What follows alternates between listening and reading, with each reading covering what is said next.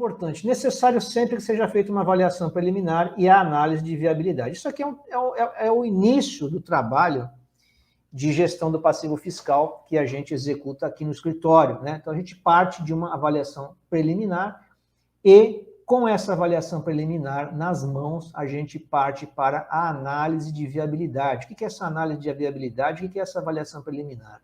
A avaliação preliminar nada mais é do que a apuração do que aquele contribuinte, do que aquele cliente tem de débito, de dívida fiscal, que pode ser, né, que potencialmente pode ser objeto de um acordo com a Fazenda, né? Então, a gente faz um levantamento daquilo que está presente no conta corrente da Receita Federal, no conta corrente da Secretaria da Fazenda dos estados, do Distrito Federal, dos municípios, e também aquilo que, eventualmente, o contribuinte não tenha declarado para a Fazenda e que deve ser objeto de declaração, sob pena de, não fazendo, configurar sonegação fiscal, né? Então, é importantíssimo isso também, essa análise, essa avaliação preliminar, para que a gente possa apresentar para o contribuinte o que é que ele tem de crédito tributário que deve ser negociado, ou melhor, que pode ser negociado com a Fazenda, e, em especial, aqueles que possam trazer maior prejuízo para ele, né? Em especial, aqueles que podem ser considerados como sonegação fiscal, né? Então, essa avaliação preliminar, ela traz essa possibilidade. E a análise de viabilidade, a gente apresenta para o contribuinte, faz uma análise e apresenta para o contribuinte um resultado, né, diante da nossa avaliação, que é o que eu quero que vocês possam desenvolver aqui no final desses encontros, apresentar para o contribuinte o resultado dessa avaliação com base naquilo que a gente, como profissional, entende como sendo a solução mais adequada, seja do ponto de vista econômico, seja do ponto de vista de risco, né? Então, a gente vai aliar o risco versus o benefício. Então, nesse primeiro momento, a gente tem que perguntar para o contribuinte o que efetivamente você pretende, né? O que aquele contribuinte pretende? Qual que é o objeto, ou melhor dizendo, qual que é o objetivo daquele cliente quando ele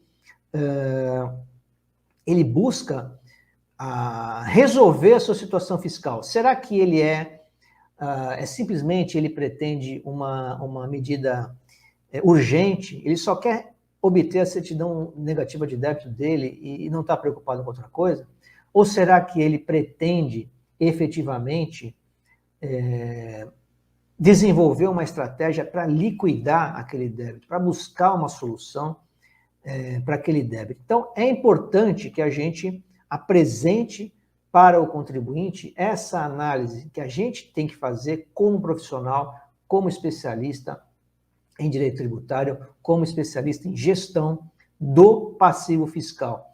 É a partir do momento em que a gente tem essa interação com o contribuinte, tem essa interação com o cliente, para saber o que ele pretende, né? Será que é só mesmo tirar a certidão negativa de débito, ou ele quer liquidar esse débito, né? Ou ele deve liquidar esse débito, né? Ou ele deve liquidar parte desse débito? Lembre-se que existem os créditos que são potencialmente perigosos, aqueles que são objeto que são decorrentes de sonegação fiscal ou de apropriação indébita previdenciária. É outra coisa que a gente precisa também tomar cuidado, né? Que a gente também vai reforçar isso aí nos próximos encontros. Então, essa avaliação preliminar e análise de viabilidade é a etapa inicial do desenvolvimento da estratégia e que faz parte até mesmo da oferta de captação do cliente. A gente tem que buscar o cliente a partir da proposta de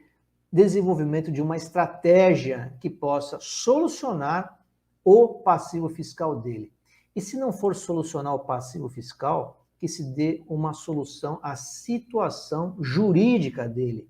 Será que efetivamente existe um risco no caso de não pagamento dessa dívida? Né? Para quem que vai sobrar essa dívida? Será que vai sobrar para a pessoa física? Será que vai sobrar para os descendentes dessa pessoa física? Em que pé que está, né? Em que pé que estão todas as cobranças, né? Seja na esfera judicial, seja na esfera administrativa? Será que não há mais o que fazer em relação a essa dívida? Será que não existem elementos que justificam uma estratégia desenvolvida para o não pagamento desse crédito tributário, né? Como no exemplo que eu dei há pouco, uma empresa que não opera mais economicamente, será que ela tem que entrar num acordo com a Fazenda?